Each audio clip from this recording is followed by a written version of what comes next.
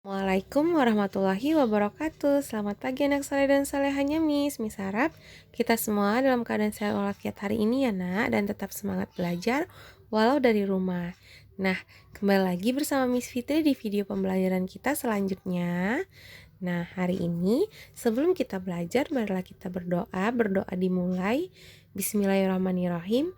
Robbi zidni ilma warzuqni fahma wa amalan mutaqabbalan. Amin ya robbal alamin. Nah, langsung saja kita masuk ke pembelajaran kita hari ini, yaitu tema 2, udara bersih bagi kesehatan. Subtema 2, pentingnya udara bersih bagi pernapasan. Nah, sebelumnya coba Nanamis pause videonya dan bacalah cerpen ini di halaman 72. Kalau Nanamis bisa membaca langsung silahkan dibaca. Kalau kurang jelas silahkan dibuka buku tematiknya halaman 72. Nah, selanjutnya, pada cerpen tanggung jawab Ade yang telah kita baca tadi, Ibu Ade mempunyai usaha makanan untuk dijual ke warung-warung. Dari usaha makanan itu tentunya Ibu Ade akan memperoleh keuntungan. Nah, keuntungan inilah yang akan menjadi tambahan penghasilan bagi keluarga Ade. Usaha yang dilakukan Ibu Ade tersebut merupakan contoh kegiatan ekonomi yang diharapkan dapat meningkatkan kesejahteraan keluarga Ade. Nah, kita akan membahas tentang pengaruh kegiatan ekonomi terhadap kesejahteraan masyarakat. Nah, dalam kehidupan sehari-hari kita tidak lepas dari kegiatan ekonomi ya nak. Kegiatan ekonomi meliputi kegiatan produksi, distribusi, dan konsumsi. Ketiga kegiatan ekonomi ini saling berkaitan satu sama lainnya. Nah, satu kegiatan ekonomi terhambat akan mengganggu kegiatan ekonomi lainnya. Nah, tadi kita membahas yang pertama itu tentang kegiatan produksi. Kegiatan ini menghasilkan barang dalam rangka memenuhi kebutuhan hidup. Orang yang melakukan kegiatan produksi disebut produsen. Jadi, pada tahap produksi ini kita menghasilkan sebuah produk, barang, ataupun makanan. Yang kedua adalah distribusi. Nah, kegiatan menyalurkan hasil produksi dari produsen ke konsumen.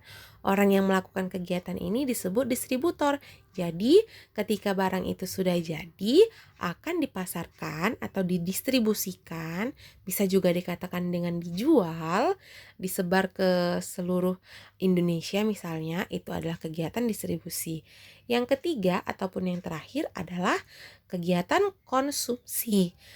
Kegiatan konsumsi, kegiatan ini menghabiskan atau mengurangi nilai guna barang dan jasa untuk memenuhi kebutuhan hidup. Orang yang melakukan kegiatan konsumsi disebut konsumen. Mungkin ya nak, kita tidak melakukan kegiatan produksi dan distribusi, tetapi kita pasti melakukan kegiatan konsumsi. Nah, kegiatan ini kita lakukan setiap harinya. Contohnya seperti kita memproduksi, sebuah pabrik itu memproduksi Indomie misalnya. Nah, Indomie diproduksi lalu dipasarkan, distribusikan ke seluruh Indonesia, lalu kita konsumsi sebagai konsumen, kita makanlah Indomie tadi. Itulah yang disebut dengan konsumsi. Kita mengkonsumsinya ataupun kita menggunakannya. Nah, berikut adalah contoh proses dari 3 kegiatan ekonomi tersebut. Nah, ini diambil contohnya adalah produksi saus. Nah, di produksi ini adalah pembuatan botol saus dan proses pengisian botol dan pemberian tutup pada botol saus. Itu masuk dalam kegiatan produksi. Selanjutnya, proses pengemasan dan penyaluran atau pendistribusian. Proses pengemasan botol saus ini itu termasuk kegiatan proses distribusi ya nak. Jadi pemasarannya itu adalah distribusi. Nah, selanjutnya adalah konsumsi. Konsumen membeli saus. Jadi produk yang sudah dipasarkan di tempat-tempat penjualan itu kita beli dan kita konsumsi. Itulah disebut kegiatan konsumsi. Selanjutnya kita membahas penyakit pada sistem pernapasan. Yang pertama di sini ada penyakit emfisema. yaitu paru-paru mengalami pembengkakan karena pembuluh darah pada paru-paru kemasukan udara. Yang kedua adalah penyakit asma. Sebelumnya kita sudah membahas karena tentang penyakit asma, kelainan penyumbatan saluran pernapasan yang disebabkan oleh alergi debu, bulu, atau perubahan cuaca. Yang ketiga ada kanker paru. Nah, sel-sel kanker pada paru-paru terus tumbuh tidak terkendali. Penyakit ini lama-kelamaan dapat menyerang seluruh tubuh. Yang keempat ada penyakit tuberkulosis, yaitu bakteri Mycobacterium tuberculosis menimbulkan bintil-bintil pada dinding alveolus. Yang kelima ada penyakit bronkitis, yaitu gangguan di cabang batang tenggorokan akibat infeksi. Penderita mengalami demam dan menghasilkan lendir yang menyumbat batang tenggorokan. Yang keenam ada flu.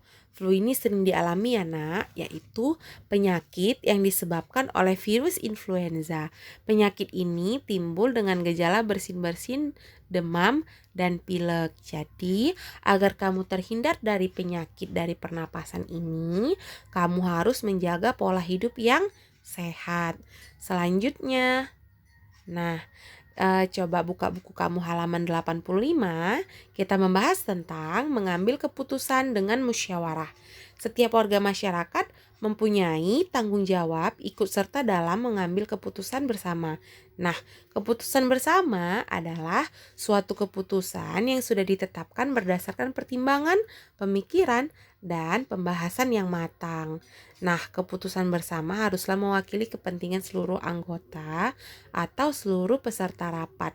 Keputusan bersama juga merupakan keputusan yang harus dilaksanakan dengan rasa penuh tanggung jawab ya nak. Nah, apa itu musyawarah Miss? Musyawarah mufakat merupakan salah satu bentuk upaya pengambilan keputusan bersama yang sesuai dengan nilai budaya bangsa Indonesia yang demokratis. Musyawarah untuk mufakat adalah perundingan bersama untuk memecahkan masalah sehingga tercapai keputusan bulat yang akan dilaksanakan bersama.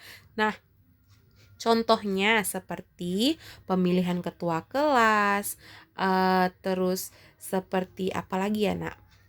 Contohnya seperti misalnya pemilihan kepala desa, pemilihan presiden, itu dilakukan dengan pemungutan suara. Kalau misalnya kita menyusun tata tertib di kelas, itu kita bisa musyawarahkan mana yang baik demi keputusan bersama. Oke, selanjutnya di sini ada ciri-ciri musyawarah untuk mufakat antara lain sebagai berikut. Yang pertama, sesuai dengan kepentingan bersama.